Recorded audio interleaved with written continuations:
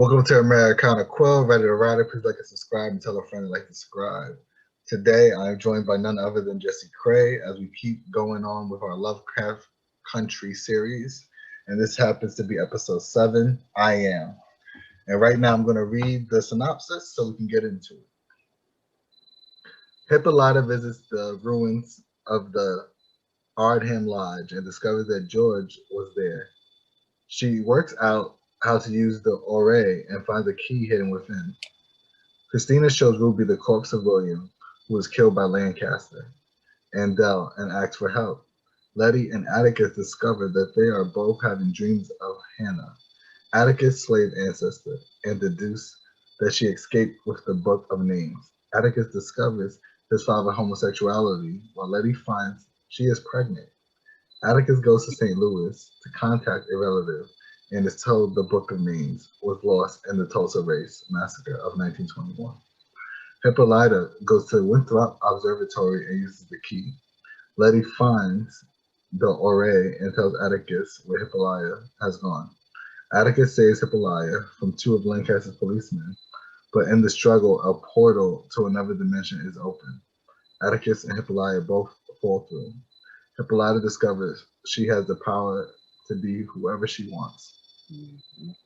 She befriends Josephine Baker in the 1920s Paris, becomes the Dami Amazon, which defeats a group of Confederate soldiers, and meets George again, finally embracing her true identity as the discoverer. Atticus returns from the other dimension. So this is probably the most sci-fi of the sci-fis when it comes to the episode, just because there's so much going on. I don't know how you felt about it. I love this episode, and I don't want to say that every episode, but I love Hippolyta, and I love what this episode represents. Mhm. And to see someone find their power and like to not feel small anymore is the best possible thing as a woman you can feel, and to be seen. And basically, I'm trying to find, she was talking to Josephine Baker. Right. Said, now that I'm tasting it, freedom like I've never known before, I see what I was robbed of back then. All those years, I thought I had everything I ever wanted, only to come here and discover that all I was the exact kind of Negro woman white folks wanted me to be. I feel like they just found a smart way of lynching me without me noticing the noose. Yeah, that was deep when she said that to Josephine Baker. And let's just do a little backtrack of how they got there. Basically, fight happened, the dimensions opened, and somehow she goes into like a time lapse of like where she gets to say wherever she wants to go. Yeah. So well, yeah, she goes to the portal and she meets a mother alien, and she's like, she's confused. She also has these ports in her, which at the end of the episode you realize that the ports were supposed to be temporary. She was supposed to, experience everything and then become a full mother with them, and she chose not to. She chose to go back to her real life and her daughter because she needs her. Yeah. And her going through everything, she said, you could be, the alien said, this is not a prison. You can be whoever you want. And then after a while, she figured it out and she chose to go to be with Josephine Baker. And seeing her, first get on there shy and then, open up and, become who she was, because wives do get caught up being wives and mothers, and they sometimes forget or put themselves on the backboard. Sorry, guys. And it's nice to see someone, because back then you were a housewife. You weren't a housewife and a career woman. It's not like how it is now where you can be a mother, wife, and a career woman. Right. And she went to Josephine Baker, then she went to Amazon Warriors, which Basically, the Amazon warriors started off as elephant hunters, and they worked their way up to the King's Guard. And just to see her fighting for her freedom and fighting, for her freedom. And she said a quote, I don't know all of it, but it was, they don't expect women to kill. They don't expect women to wage war, but this is what we're doing. And they fought in the French War and they lost. Is this in real life or? Yeah, this is in real life. This is the story. Oh, wow. The story that I did research on after seeing the episode. Yeah. See, that's interesting. I think everything's like it's for the most part factual of the time period that they chose. Yeah. Because Josephine Baker left St. Louis in America to like live in Paris, and like she gave her U.S. citizen rights, like, and just said, I'm gonna just be a citizen of the French. And she was also actually a spy for the French, which people don't know. Yeah. But they were saying that the Amazon women, there was only about 25 of them, and they fought with knives and wits, and they did lose, but people spoke about that specific fight for years and was written about. And it was showing such girl power that you don't always hear of an all-female, tribe. And then after all of that experiences and adventures of growing and finding herself, the last thing that she, named herself was George's wife, because the only person she wanted to share that with was her partner. Right. So all the years of not feeling like an equal, she went back and said, hi, this is what's going to happen. And I wish I told you this when I was alive, but now I've experienced so much that I need you to know. And she basically said, when I was a kid, I thought I was big enough to have every right to name something out of this world. And then I just started to shrink myself. By the time I met you, I already gotten so small, and I thought you knew how big I wanted to be. I thought you saw me, but you just stood by and let me shrink myself for you. And when she said it to Uncle George, who, is dead, it was very good to see Uncle George. Right. This is like a timeline version of him. So I guess that's the best way to explain the portal. It's like timelines, and like this is a different timeline than the one that she's actually on, I guess. And that's how I was getting about it too, because I thought it was a time travel, thing. And then the mother alien says, no, these are different worlds. Right. Like you can make whatever world up you want. Kind of like in DC, what's it called, Flash, when they got like Earth 2 and Earth 3 and stuff. It's kind of like that, I guess. Yeah. And as passionate as she said it to him and they spoke, all he had to do to make her feel better was a genuine apology. Mm-hmm. And when he apologized, she said she felt like they were equal again, and all she wanted to do was share all of her adventures with him. And she, grabbed him and took him to the comic book world that Dee created. And it was beautiful for them to, explore and adventure together, just them two. And, by the end of the episode, she, after all of her things and George, she went back, and the mother alien offered her to stay. And she said, no, I have a daughter, but she said, all I am, how can I just be Hippolyta in my world? Like with all I am, because she's experienced so much. And it was such a good coming of self. Right. It's coming itself. I think it's the birth, the beautiful affirmation kind of thing of saying, I am this, I am that. Like when you do that thing, you build confidence in yourself. So I think this was like a confidence episode for Hippolyta of saying, I am Josephine Baker. I am the Amazon woman, and things of that nature. So like she started to raise her own vibration, her own spirit. So now she has a little bit of, although she has a little bit of all of them, now they have a little bit of her now too. So now she truly is all of them. So I thought that was a very beautiful concept. Yeah, I took it as depression loses when you choose self-care and self-love. Right. Absolutely. And it was, I'm going to tell you now that this episode was a 10 out of 10 to me, and we're not even halfway done. Right. The first 25 minutes alone was like, wow. And it's like just having, it was like these 3 episodes were all strong female leads. you know, and you, just like I said, you don't get to see the, you know, the fat woman's story. You don't get to see the other stories that they're doing, but it's just these episodes were so beautifully written and put out that I got butterflies every time I see it. Like every time I see it, it's like I see something new. Yeah. And then when you do, like I said, you do all the research and you find out the backstory of everything, and it gets big. Like I never knew about these Amazon warriors. When I read it, I was like, oh my God, this is like Wonder Woman.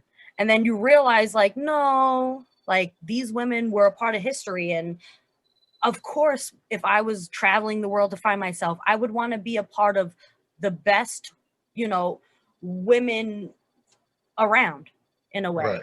I want to be a part of that because not a lot of women have a lot of big history. Or we don't know it because it's like stuff that's not taught to us. Right. You That gotta too, seek it for yourself. Yeah, especially with, you know, the way that the history is. And when Hippolyta left and she was driving away, the black lady that was on the bike, the motorcycle, saw her and greeted her. First, she was Bessie Stringfield. Oh. She was the first black lady, first black biker to travel the states that were safe during the Jim Crow times. Wow. So that's why I'm saying, like, it just was a powerful episode of girl power. Right. That's the best way to put it. Yeah. And just seeing all of like the little eggs that they did, like it just was, whew. Yeah, see, it says a female Amazon warrior of the Republic of Benin. See, it was such a good episode. No, it's a lot for like Hippolyta's storyline, but then there's also little details of things also that's happening before we even get into them time traveling, which I think we should kind of talk about a bit, which was, so after the night that Montrose had with Sammy, they wake up. Sammy's trying to make breakfast for him, and he's like making excuses of why he don't like certain things, like how he likes his eggs. He don't like this type of sausage, like he don't eat pork. So he's trying to find reasons to be mad at Sammy for whatever they just did. Yeah. And so for me, my favorite performance was somewhat of that, just because he showed shame but still humility at the same time, especially when I think Eva, what's his name, was leaving Sam because he's like, you know, I'm not going to deal with this. And then when they both were trying to walk, and then Montrose tried to call him back into the house, Tick and Letty's outside the door. Yeah. And Tick looked like he saw a ghost. Yep. Because he said, so all the rumors are true that you are a F word, which I guess we don't say now these days. Like, Tick, that's not the right word. Right. And the way Montrose lost it, like, I'm still your father. Don't you ever talk to me like that? And like he pushed them kind of like in a frustration. Yeah. But he knows not to punch Tick again because Tick will whip that out. So to me, that was deep, right? It's like, you heard all this about your father, but you respect him enough that you never even brought it up to him to ask, right? That's like a certain reverence you got to have for somebody where you don't even know if it's true or not, but you're not even going to ask that type of question to your father, kind of thing. I've always done that with all of my friends that, you know, are gay or they choose whatever lifestyle they did. I never want to assume. I rather, if you really want me to know, you know, you'll tell me. You tell me, yeah. And acceptance of yourself and coming out is a real deep thing. And Sammy, it was being patient, you know, especially when it's so new, when you grew up a certain way and you think something is bad, it takes time. Right. Like, he could have been living his whole life out, but it was just instilled in him not to be that. And I credit Sammy because it's very hard to be with someone that's not on the same level as you. Right. Sammy owns the bar, like he's successful, even though he's gay. Like that never had anything to do with it. I think he even in the beginning episodes when now to think about it, Tick was trying to find Montrose. That's the first place he went. Like, all right, let me go to the bar, and like, and that's where he first met Sammy. Right. Oh, I saw Sammy, and Sammy was like paying off a junkie, like to give him a little hoo-ha.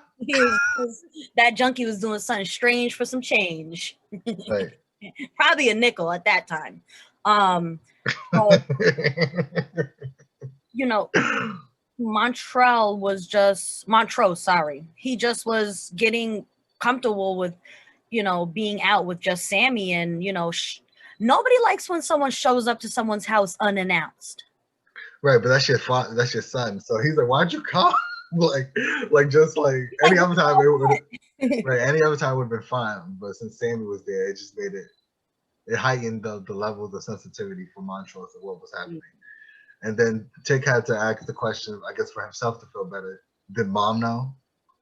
And when he said yes, I guess he was still taking it back a bit, and then he just walked away. Yep. And it's hard. It's hard to have a parent that's, different. Or it's hard to have rumors spread about your parents, and then you find out that they're right. Right, that they're true. And that your father couldn't just tell you about it. Yeah. Yeah.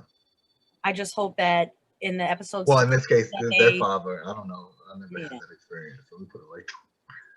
I just hope that the episodes to come that their relationship gets better, because it's over and over and reiterating it. It takes time to accept someone, and it takes time to be comfortable in your own skin.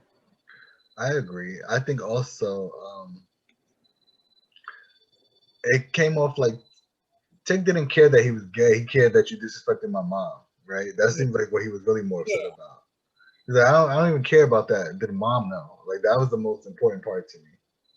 Especially because if they're spreading rumors now, you knew they were spreading rumors then. Right.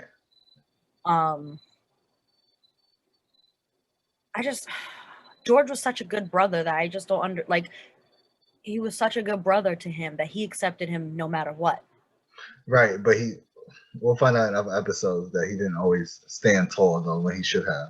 No, but he did what a brother was supposed to do and always protect his, brothers and sisters. Yeah. Even if they didn't understand what was going on. So I think we kind of talked about favorite performances. So what spoke to you most about the episode a little bit? I think we did too, because of the I am and just the whole thought process of Hippolyta was, to your point of what you were saying, it was very beautiful when she got to speak to George again and really speak from her heart of what was bothering her, because it kind of answers some of the questions you have in the beginning when she wants to go with him and he tells her no politely, because of whatever, almost like if she had woman duties, but no, her duty should be to be free of to discover and to do what she feels, And she wanted to be equal partners, and she kind of felt like he was here instead of being here. She was here. Right. She just always stood behind him instead of beside him. Yeah, especially because he was working on the travel guide, but he was also working on something else, know. But my favorite scene was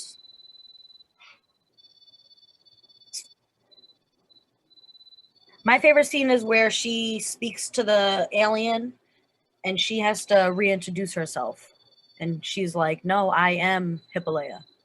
And I am this, I am that. And just everything about Hippolyta's performance this whole episode. It was, what are they all fighting over right now? Golden Globes, Emmys. Definitely they need to be giving out some of those for it, because it was top-notch acting in this. And it was so much going on that everything just tied in together that it made it even better. And it was this was one of the best scientific episodes that I've seen so far. Oh, by far. I think it had the most, it felt like. Yeah. And not only that, it was more of just the whole concept of I am. It's just a beautiful concept that I hope when I have children that I tell my children to say that and then have an affirmation behind it, like a positive, something positive to say about yourself after that.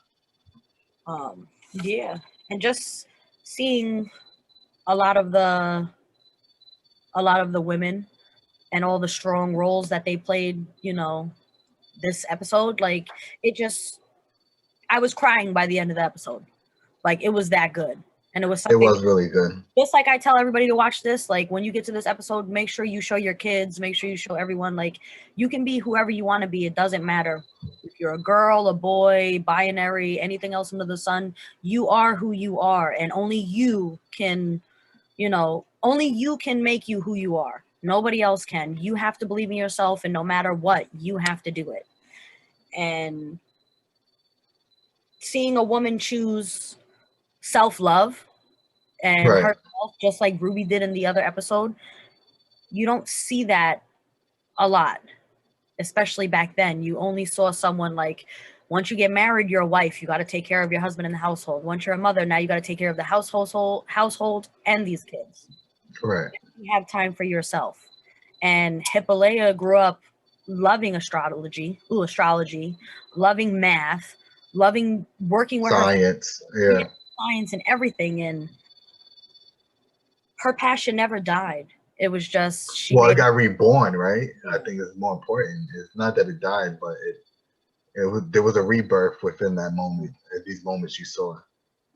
no, but I'm saying like it died for a while and then she You're right. No, of course. No, um absolutely. but always, if you're ever like in a depression state, do stuff to make yourself feel better. Do something for you. That's all we could ever say is do something for you, something that will make you happy, because depression comes and goes. Right. And that's literally what the episode was about, was, depression and feeling not equal to your partner. Yeah, I loved when they went. For me, a takeaway for me was when they were walking the planet or whatever planet they were on, and the poem came on. Yeah. Something about a poem with music, it just makes it like so much cooler. But I think it's not it read as a poem, but I think it was like a monologue from like a old film back in the day called Sunrise. It's I actually wrote some of it down. I'm not real. I'm just like you. You don't exist in this society. If you did, your people wouldn't be seeking equal rights. You're not real. If you were, you'll have some status among the nations of the world. So we're both myths. I do not come to you as a reality. I come to you as the myth, because that's what Black people are, myths. I came from a dream that the Black man dreamed a long time ago. I'm actually a presence sent to you by your ancestors. So when that was being said, and then being in time, and her doing the I am, and like going into different worlds, I thought this was like a beautiful tie-in of what they did with that like poem or monologue. So I thought that was amazing. I also kind of got that the grass isn't always greener on the other side. Absolutely. And, she wanted all this freedom, and then at the end of the day, the only person she wanted to tell was George. And I think, her saying, I am George's wife. I'm sorry that I'm going this way. This is where my mind goes. No, of course. I am George's wife. It was very powerful, and that's like, no matter what's going on with you, finding the partner that completes you and you just want to tell everything to is beautiful.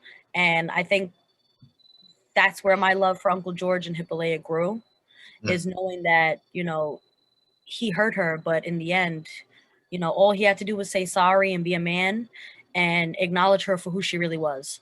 Well, he didn't know he hurt her, right? Because she felt like she never had a voice, which is sad too, right? Because I don't think that was ever his intentions. But like now that she's able to speak up and speak about what bothered her, and for him to be receptive of that, I thought was very beautiful, as you said.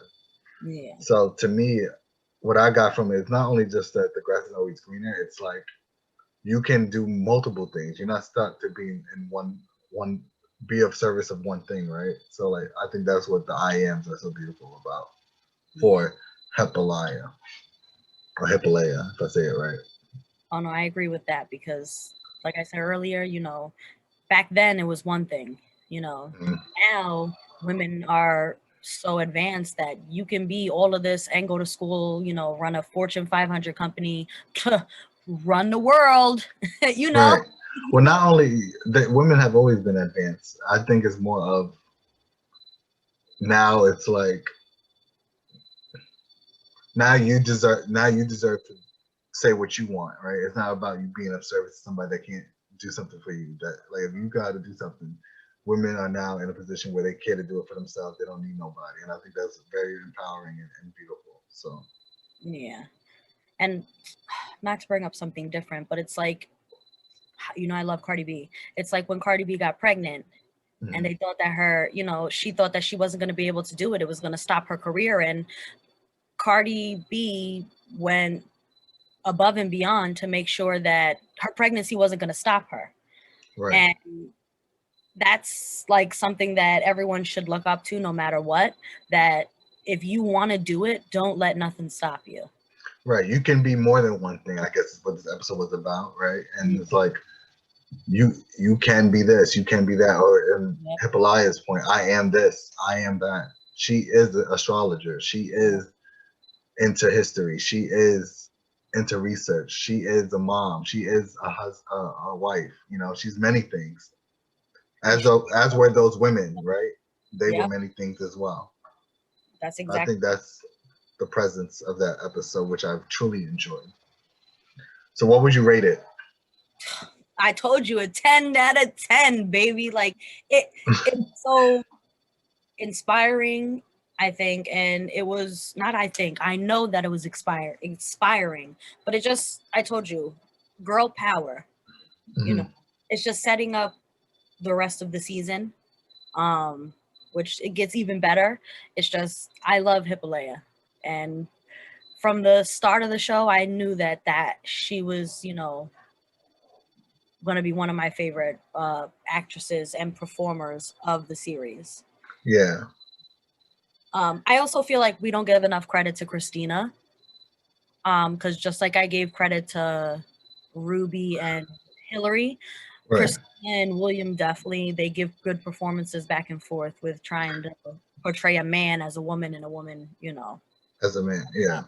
I think everyone is like superb in their acting craft. For me, it's more of whatever they want us to see is like they make sure that they stand out within the episode. So that's why I guess Christina's like, although she's a major character, she doesn't have moments where we're only focusing on her. She's usually attached to she's an antagonist at this point a little bit. Yeah. So like you focus more on the protagonist of what they're up to and like how she affects them, kind of. So I guess that's why we don't talk about her like that. But her performances has been amazing for sure. And I'm very excited because now, you know, Ruby believes in magic, you know. Well, she sees it, right? It's not about if I believe it or not. It's true. Well, I'm saying now she believes that it's real. Right. And then Hippolaya learns that she can go wherever she wants because, you know. Because it's in her now. It's not even about her having to like go physically. It's like it's in you. Yeah. It's like opening another side of your brain and, you know, realizing there's so much more to be, you know, learned. And then basically Hippolaya asks the alien if she can go home. And she actually Tick only goes home. I don't even know where Hippolaya went because the way the episode ended, he popped out, he heard the sirens coming, he tried to clean up as much as he can and left. And then he left Diana's, he thought he grabbed everything, but he didn't. The only thing that's going to lead back to them eventually, hopefully it doesn't, is that Diana's, Dee's comic book was left there. Yeah, damn. And it says Diana Freeman on it, like flat out. And that's how it ends. And it was a good way to end the show. We don't know where Hippolaya is right now. She's probably on her way home. Just takes a little bit coming from different worlds. I actually was confused because I could have sworn that Tick got pushed in too. He did. He came back with a book, which I think gets discussed later. Totally makes sense now because I was like, wait, where the hell is Tick? But yeah. And Letty chose not to go. Well, they were in two different. He went to go find the. Sorry, we should have mentioned this also. He went to a cousin of his to look for the Book of Names. Yeah. When he found out that the Book of Names isn't with that particular cousin. Yeah. He got a phone call from Letty, who stayed back to try to reconcile things with Ruby because they were kind of not seeing eye to eye. Yeah. So that's kind of what happened there. Sorry, guys, for No, yeah. Sorry. I recommend you watch the episode, then listen to the podcast anyway. Hopefully that's what everyone will do if they haven't already. But these are just our thoughts. There's plenty more thoughts out there, and we'll be happy to hear from you guys about it. Yeah. And also I like that Letty was like, I have to take care of my family. But come to find out she made that decision, but she was doing it to find out what Hippolaya knew. And when she found the golden planetary diagram, that's what that thing is called. I wanted to make sure I got the right wording. And we find out she's pregnant because she's sick of garlic or something. And that's like her favorite thing to put in food. So but there was also foreshadowing in the other season, in the other episode, where she was coming, you know, out of the burning house because she was following Hannah, and she looked down and she was pregnant. So it was a lot of foreshadowing. But I just lost my train of thought. I'm so sorry.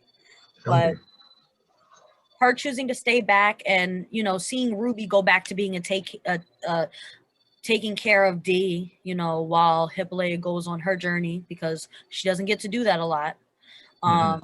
And, you know, to see Letty help out, to see them bond again, to try and, you know, build whatever relationship they can, being sisters, and, you know, going back and forth, you know, bickering. And she finds the diagram and she finds out where she's going, and she basically calls Tick, which personally I don't know how she figured out how to get a hold of Tick at Tick's cousin's house. Like, they all have the phone book. that part was, oh, maybe there was a phone book though, because we don't know. No, I'm just saying that's how I was confused, because I was like, there's not like maybe there was an operator back then, but it was like, you don't even know this lady's name and you just found out how to get to her. Like, you No, I think they did know the name, because what's his name was aware that he did have a cousin, and then from Montrose they found out all the information they needed, I guess. Yeah, and then they go to meet the cousin's friend who she lived with. So that's what I'm saying. It was just a little confusing, but it might have just been something that I missed. But then her telling her, and then all of a sudden they went from that storyline, and it was like, oh, let me go save Hippolyta because that's my aunt, you know. And it just was a good turn. And to see how quick and how close Tick was, you know, to be able to save her, you know, at the beginning of, you know, when they meet. And that part is like, where was that was confusing to me though. It was like, where's your cousin stationed? Like, is she in Chicago? Is she somewhere out in Illinois? Because it sounded like they needed to drive somewhere. So how did you just quickly get? Yeah, because I could have sworn he went to Louisville, and I didn't know where the planetarium thing, I didn't know where that was located. That was supposed to be somewhere in like Massachusetts, I thought. So it's like, where everyone could be located. It was weird, like the timing, and then somehow that connects to cops next to Chicago that knows about the book. I don't know. It's a lot that, like, it gets a little choppy from here a little bit, if you ask me, now that I think about it. Although the episode was great. Also, when Ruby was in the closet with that guy, I didn't know he was black.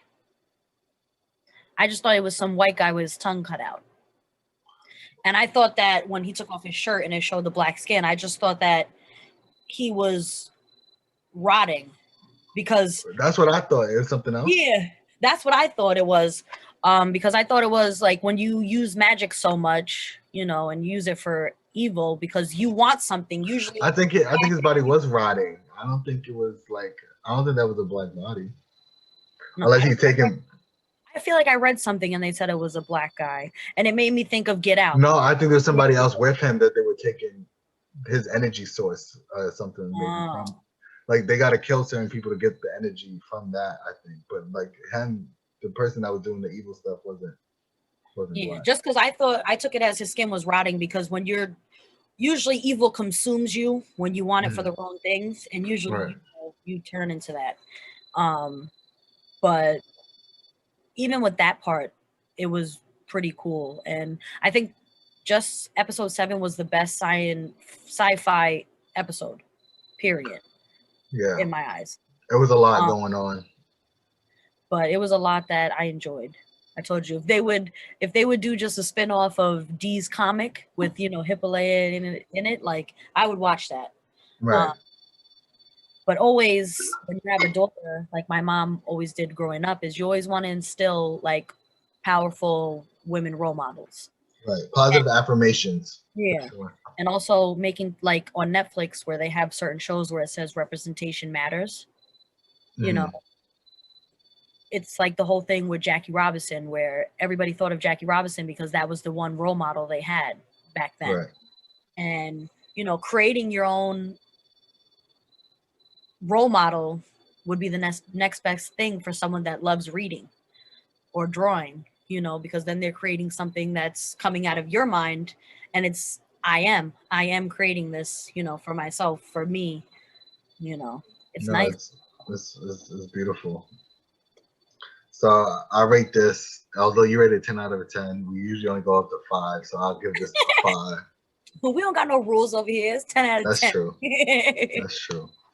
Well, thank you again, Jessie, for doing this with me, and stay tuned for whenever we decide to do episode 8, 9, and 10. This Yeah. has been Americana Quill, writer to writer. Please let them know about your podcast that's available now. Yeah, everyone's entitled to my opinion. It's a mouthful. I have it on Instagram. It's it's EE2MO. And I will be putting out some episodes soon. I'm just, you know, chopping and screwing them and then putting them out.